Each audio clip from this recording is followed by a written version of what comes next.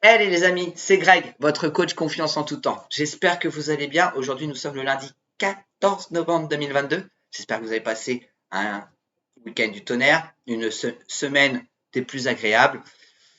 Avant de commencer sur les 6 comportements à oublier en amour, afin d'éviter de vous faire rejeter, je vais, comme d'habitude, vous lancer ma phrase de motivation. Aujourd'hui, ma phrase, c'est « Vous êtes le seul à avoir le droit de vous juger ». Par là, ce que je veux dire, c'est qu'aujourd'hui, on entend beaucoup ah, mais t'es comme ci, ah, mais t'es comme ça.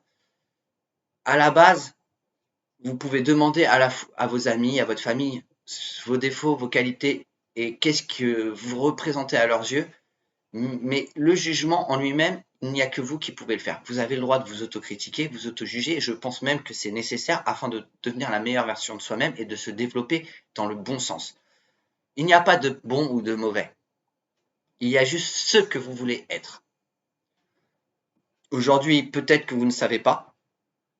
Et si vous ne savez pas ce que vous voulez être, si vous êtes perdu dans ce cheminement personnel, je vous invite donc soit à faire appel à moi, je vous aiderai à trouver le cheminement, parce que je suis là pour ça, et je vous aiderai aussi à trouver ce petit déclic qui vous permettra de vous auto-construire. Parce qu'en fin de compte, on n'a peut-être pas des fois la bonne méthode, la bonne manière ou la bonne réflexion pour savoir qui nous sommes et nous auto-juger, nous auto-critiquer.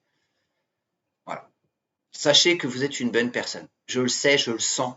Et même si un écran nous sépare, je sens cette connexion qui fait que vous êtes une personne qui n'est certes pas parfaite, mais qui est dans le bon chemin, parce que si vous êtes sur cette vidéo aujourd'hui, c'est que vous cherchez justement à trouver des solutions pour être meilleur. Avant de parler de ces 6 comportements négatifs afin d'éviter d'être rejeté en amour, je vais vous demander de me mettre des jolis pouces bleus, de vous abonner en cliquant la cloche. Si vous êtes nouveau sur cette chaîne, je vous souhaite la bienvenue. Je suis heureux de vous savoir à me regarder aujourd'hui et je vous invite à regarder les vidéos précédentes pour essayer de comprendre un petit peu mieux comment gérer une relation saine en amour, quelle est la personnalité de votre partenaire, quelle est votre propre personnalité, puisqu'en fin de compte, avant de commencer chez le partenaire, il faut commencer chez soi-même et de ne pas correspondre à votre partenaire, mais de trouver la bonne manière de vous faire comprendre, d'avoir le bon langage par rapport à la personnalité de l'autre afin de faire parler vos désirs, vos besoins et vos attentes. Le premier comportement à éviter en amour, c'est que l'autre doit être parfait dans tous les domaines. Alors, je vais spécifier un petit peu. On dit souvent, oui, pour être sûr de trouver une personne qui vous correspond, c'est de faire un petit peu un listing. L'âge, peut-être la couleur des cheveux, le métier, le niveau social, est-ce qu'il aime la famille ou est-ce qu'il préfère la relation de couple tout simplement, et pour trouver qui vous correspond en quelque sorte. Mais il se peut que des fois, quand vous rencontrez quelqu'un, il manque un de ces détails. Et là, vous êtes perdu parce que vous avez quand même des sentiments, mais ça ne correspond pas. Je vous demande donc de prendre du recul et de vous dire, mais cette personne ne correspond pas entièrement au schéma que je m'étais fait, et de vous concentrer plutôt sur quel moment vous passez avec. Si vous disputez tout le temps, oui, cette personne n'est pas la bonne. Cette personne n'est pas faite pour vous. Parce que on ne vit pas dans la dispute, dans la colère et dans les émotions négatives H24 avec une personne. Ce n'est pas bon, ce n'est pas sain, ni pour vous, ni pour la personne. Par contre, si vous voyez que vous avez des moments de qualité, si vous avez des paroles valorisantes, si vous avez du soutien dans votre cheminement personnel, dans le cheminement professionnel, dans le cheminement familial, et que vous amenez ce même soutien à la personne, il n'y a pas de raison, en fin de compte, que même si elle n'est pas parfaite dans tous les domaines comme vous le désirez, de ne pas continuer. Ce n'est pas, si pour vous c'est une raison, c'est dommage parce qu'en fin de compte, vous ne tomberez jamais sur cette personne parfaite où vous avez peut-être 1% de chance, ce qu'on appelle les âmes sœurs, les flammes jumelles et autres, mais c'est 1% sur votre vie et elle est longue la vie. Donc il va falloir vous en trouver des partenaires pour tomber sur la bonne personne, et encore même peut-être dans une vie vous ne la trouverez pas. Donc ne pas attendre à ce qu'elle soit parfaite, mais juste qu'elle soit elle-même. Sachez qu'avec le temps, l'environnement, votre comportement et la façon dont vous communiquez, cette personne va changer. Elle changera auprès de vous, elle changera aussi de son côté, et que il se peut que vous le voyez avec les années qui passent, comme vous pourriez le voir en quelques mois, que cette personne peut être différente par rapport à ce que vous avez connu, et c'est à ce moment-là que vous devez savoir ou devez vous dire, est-ce que cette personne me correspond? Mais ne cherchez pas à ce qu'elle soit parfaite dans tous les domaines. Le deuxième comportement sur les 6, ça va être que cette personne, que vous devez pour cette personne être la principale préoccupation. Et j'aime bien ce comportement négatif à éviter parce qu'en fin de compte, on ne peut pas être la préoccupation pour une personne. Il faut que cette personne pense à elle. Comme vous, vous devez penser à vous. Et oui, votre partenaire n'a pas le droit d'être euh, la préoccupation principale. Et vous ne devez pas être cette préoccupation. Il y a un risque, en fin de compte, qu'à la fin, vous tombez en dépendance affective ou que vous soyez trop acquis, et cela mènera à une rupture. Et cette rupture peut être particulièrement brutale, surtout si cette personne a la pression pour ça. Alors oui, dans un début de relation, dans une relation, qu'elle soit courte ou longue, que ça soit des années ou que ce soit juste depuis quelques mois ou quelques jours, on s'envoie le petit message et tout. Et par moment, vous dire, ah, mais j'ai pas reçu mon petit message du matin. Et vous pourriez paniquer, être triste, vous dire que vous posez une tonne de questions. Je vous dirais pas que c'est pas normal. Oui, c'est normal. Vous avez pris une certaine habitude et là, bizarrement, l'habitude change. Peut-être qu'il y a quelque chose qui a changé chez cette personne. Et là, je vous inviterai donc à chercher une communication positive, à comprendre pourquoi ça a changé, pourquoi elle n'envoie pas de message. Peut-être qu'elle a eu une urgence, peut-être qu'elle est tombée en panne de batterie, peut-être qu'elle était tellement occupée qu'elle a oublié de vous envoyer un message. Mais vous ne devez pas vous dire que je dois être la principale préoccupation. Votre partenaire n'est pas là pour ça. La seule personne pour qui vous devez être la principale préoccupation, c'est vous-même. Tout simplement vous-même. Je tiens à juste faire un petit point sur les pervers narcissiques ou les manipulateurs, manipulatrices. Pour ces personnes-là, vous n'êtes jamais la préoccupation principale. Ils sont là uniquement pour satisfaire un ego, satisfaire un ego comme quoi ils ont un contrôle sur vous. Et donc là, vous aurez des signes. Premièrement, cette personne annulera tout le temps les rendez-vous avant. Si c'est le cas, je vous invite à ne pas continuer votre relation avec cette personne. Si cette personne ne vous envoie pas de message et que ce soit toujours vous qui envoyez les premiers messages, pareil, ça doit être un échange. Ça doit être ça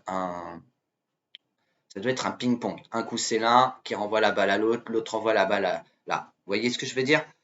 Voilà. Vous n'avez pas à faire toujours le premier pas. Si vous faites toujours le premier pas, c'est que ce n'est pas bon. Vous entamez une relation qui n'est pas saine. Troisième chose, c'est que vous dévoilez. Vous dévoilez qui vous êtes, vous dévoilez votre passé, vous dévoilez vos histoires et que la personne ne le fait pas. Pour X ou X raisons. Moi, je suis timide, moi, je fais pas ça. Un, vous donnez, si c'est un pervers narcissique, des éléments pour mieux vous contrôler. Et de deux, vous êtes,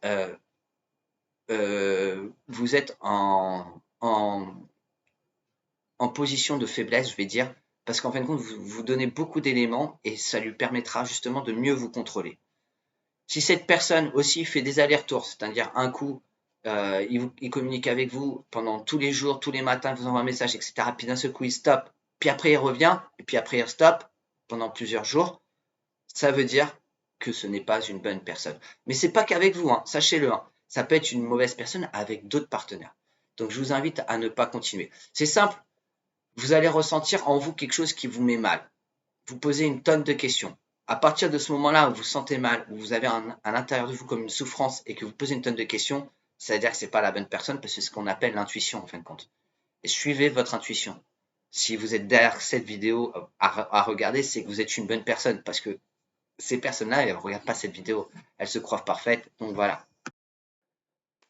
Nous partons donc maintenant sur le troisième comportement négatif à ne pas avoir pour ne pas être rejeté dans une relation amoureuse. L'autre est là pour me donner une bonne image de moi. Par là, on pourrait parler sur le physique, par exemple. On souhaiterait tous, pour les hommes, sortir avec des Angelina Jolie et pour les femmes, avec des Brad Pitt et des Tom Cruise.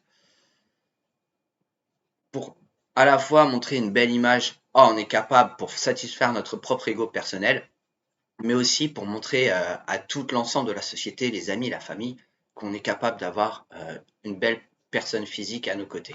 Et des fois, on en oublie aussi que le caractère de cette personne ne nous correspond pas à nos attentes, correspond pas à nos désirs, et on aurait même tendance des fois à s'oublier pour justement garder cette personne à nos côtés. Ce n'est pas bon. Déjà de 1 parce que vous allez vous oublier, vous allez souffrir, vous n'allez pas comprendre le comportement de cette personne, vous allez même peut-être tomber sur un pervers ou une perverse narcissique et donc du coup tomber dans un schéma qui est particulièrement douloureux et avoir une très mauvaise expérience. N'oubliez pas de vous concentrer sur les bons moments, sur les moments de qualité. Je pense pour ma part que c'est le principal. Si vous formez, si vous créez des moments de qualité, à ce moment-là, cette personne vous correspond, qu'elle ressemble à Tom Cruise ou qu'elle est avec ses défauts physiques. Parce que tout simplement, euh, euh, il serait bête en fin de compte de vivre ce type d'expérience. Alors peut-être avez-vous connu dans votre passé sentimental déjà ce type de choses. Oh, j'étais fier d'être avec elle, de l'avoir à mes bras, de la montrer à tout le monde. Ou j'étais fier de l'avoir à mes bras et de le montrer à tout le monde. Et oui, parce que cette vidéo est faite pour tout le monde, quel que soit le sexe. Donc, ne vous laissez pas abuser par ça, que ça vous donnera une bonne image de vous. Pensez que la bonne image de vous, en fin de compte, c'est à vous de la représenter. C'est à vous de la sentir. Et si vous souhaitez savoir si vous avez une bonne image, demandez à vos amis, demandez à votre famille. Ils sont les mieux placés. Alors peut-être ils vous donneront des critiques, ce que j'appelle des remarques un peu négatives, mais à la fin, comme je le disais en début de cette vidéo, vous êtes le seul à vous juger. Et si vous considérez que telle chose chez vous ne va pas, c'est à vous de modifier ça. Et tout est une question de mental. Répétez-vous peut-être une phrase contraire à ce que vous dites, ou si vous n'y arrivez pas, encore une fois, je vous invite à faire appel à moi. J'ai laissé mon adresse mail en bas, donc vous m'envoyez un mail et vous m'expliquez votre problème et vous avez encore une fois droit à 30 minutes d'appel afin qu'on se présente et qu'on présente votre problème et un bilan personnalisé sur votre personnalité émotionnelle afin justement d'établir pour vous-même comment vous êtes au niveau émotionnel, qui vous êtes au niveau émotionnel. Le quatrième comportement négatif à éviter d'avoir pour se faire rejeter dans les relations amoureuses, l'autre doit s'adapter à moi et à mes attentes. Vous n'avez pas le droit de demander ça à l'autre. Par contre, vous avez le droit de faire part de vos attentes et de trouver des compromis. Quand je parle de trouver des compromis ou de négocier, c'est-à-dire que l'autre aussi a des attentes pour elle, a des attentes pour lui et a des attentes par rapport à vous. Vous n'êtes peut-être pas non plus pour cette personne une personne parfaite. Je tiens à insister que la communication est importante et que ce type de conversation ou de communication doit se faire dans un lieu neutre. Ne le faites pas au moment où vous avez eu une relation intime, vous avez fini et vous en parlez. Non, parce que vous allez gâcher en fin de compte cette relation intime. Gardez-le sur ces moments de qualité. Ne le faites pas pendant des moments de qualité. Cherchez pas un endroit où vous avez passé un beau moment et en parlez dans cet environnement. Cherchez un environnement qui pourrait être plus neutre. Je vous donne un exemple. Par exemple, vous faites un pique-nique avec votre crush, avec votre amoureux, amoureuse. Vous passez un excellent moment et vous décidez de revenir pour parler de ça. Non, trouvez un autre endroit. Un endroit qui va être un petit peu cet endroit pour vous parler de choses sérieuses et de vos attentes, de vos besoins, de vos désirs. Mais ne mettez pas tout sur l'autre. Ne mettez pas toutes vos attentes sur l'autre. Faites votre mea culpa. Dites-vous qu'il y a des attentes qui ne pourra satisfaire. Et dites-vous que ce n'est pas grave. Si vous aimez vraiment cette personne, si cette personne vous correspond un peu, vous correspond comme vous le désirez. Comme on a parlé dans le premier, il ne doit pas être parfait dans tous les domaines. Il ne doit pas pouvoir correspondre à toutes vos attentes. Par contre, si aucune de vos attentes n'est atteinte par cette personne, alors oui, ce n'est pas la bonne. Et oui, je vous inviterai donc à rompre de façon positive. Je ferai une vidéo là-dessus parce qu'aujourd'hui, il y a beaucoup trop de ruptures brutales, beaucoup trop de ruptures dans la souffrance. Ce n'est jamais simple pour la personne qui rompt comme pour la personne qui reçoit cette rupture de, de, de, de, de ne pas souffrir, tout simplement. Et vous pouvez le faire de façon beaucoup plus saine, beaucoup plus simple, même s'il y a toujours un peu de complications, mais de façon quand même beaucoup plus saine. Il y a des choses à faire, des étapes à mettre en place. Et, souvent, on part dans le reproche pour les évitants, par exemple. Donc les comportements évitants, ils vont se faire passer pour une victime et au point d'en être capable d'inventer des histoires farfelues, complètement inventées et mensongères pour justement se faire passer pour des victimes. Et là-dessus, je vous montrerai qu'en fin de compte, vous pouvez rompre de façon tout à fait cordiale. Voilà, je cherchais le mot tout à fait simple. Montrer que peut-être que vous allez couper le contact, mais avant de couper le contact, d'expliquer pourquoi vous coupez le contact. Mais ça, ce sera sur une vidéo prochaine. Là, je vais repartir sur me concentrer sur les comportements à éviter pour se faire rejeter dans une relation amoureuse. Donc ça, c'était le 4e comportement. Le 5e comportement, l'autre est là pour me faire grandir. Alors, qu'est-ce qu'on parle quand on dit que l'autre est là pour me faire grandir?